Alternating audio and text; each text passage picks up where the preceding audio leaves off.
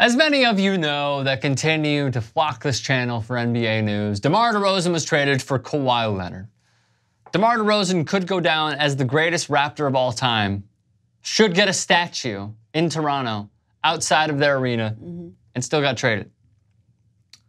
Now, DeMar DeRozan finally opened up about what occurred to Chris Haynes and ESPN and just how hurt he was by Masai Ujiri trading him for what could very well be a one-year rental of Kawhi Leonard. Take a look, and then we'll discuss. I mean, when you use the word family or, brother or whatever things other people use lightly, for me, once you use that term, I stick by that term. I stand by that term. So whether it's something I like or don't like, I'm gonna accept it if you come to me and let me know beforehand. But don't make one thing seem like another thing and catch me off guard and do something else. That was my whole problem. I understand how the game go, how the business go. My mindset was always want to be in Toronto my whole career. But I was never naive of that not happening. Just let me know. Don't have me thinking otherwise. And that's where my issue came from. That's where my frustration came from, and I think it showed. From the fans to even myself. It just caught me completely off guard. What was your emotions like when you first heard? Man, I was really stuck. I was like,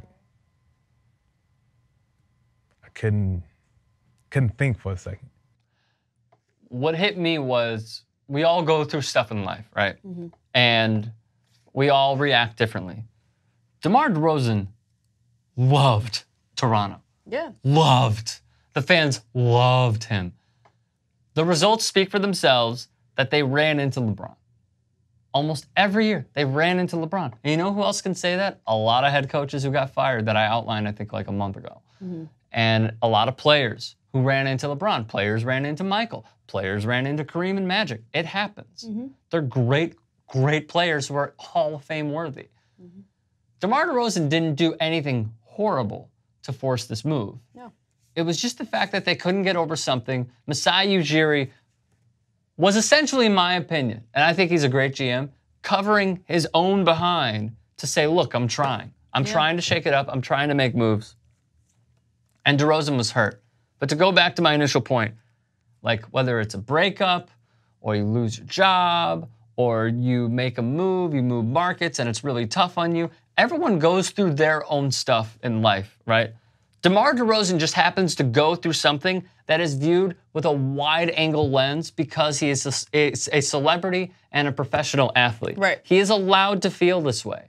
So the criticism that he's getting today is completely unwarranted, and I would ask you, if you devote every bone in your body and every single second to what you believe in and the places that you are around, the city that you're in rather, and you embed yourself in, you would probably feel the same way.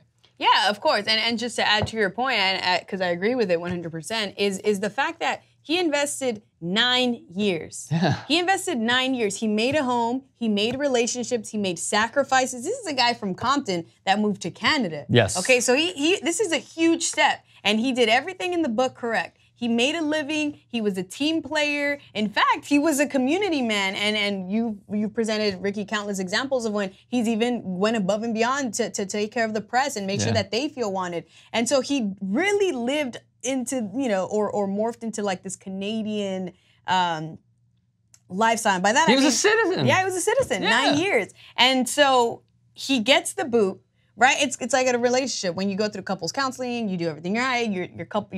Your partner's telling you, like, this is what I need you to work on. And you work on everything. Let's go to couples counseling. Okay, we go to couples counseling. 9 years. We have kids. Yeah. We have memories. And then, you know what? It's not going to work out. Of course he's going to be. You're right. Of course he's going to be devastated. Of course it's going to sting a lot. And it's going to sting for some time because it was 9 years. It's not just like, 1 year he was traded. It's 9 years that he invested to this franchise, and this is the respect that he gets. So, again, you're right. All the backlash that he's getting, he's being, overly sensitive, too emotional. And being honest, too, right? He's being honest. He's being very vulnerable, which is very difficult to do. And you're right. His life is being magnified. And Chris Hayes did an amazing job conducting this interview because he let him speak and really made him feel comfortable. And again, all my respect to DeMar DeRozan, because what he's going through is absolutely tough, and that's why there's so many mental health issues going on, because he's thrown off. He invested X amount of years, and it's like you got to snap back. You got to snap out of it. You can't invest too much. Yeah. Let's be real. And to go forward with your mental health point, he's dealt with anxiety before. Yeah. He's been also very open about that.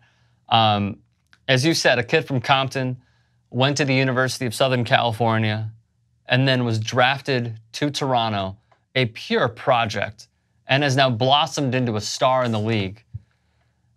For him to be dealt in this way, it's the cruel world of this industry and this business. But still, we should not be mocking him. We should not be criticizing him for just being honest and forthright, because that's all that we ask for with our athletes. All right, let us know your thoughts. DeMar DeRozan being traded and also leaving himself vulnerable in this ESPN interview. Comment section below and subscribe to TYT Sports. We'll see you soon.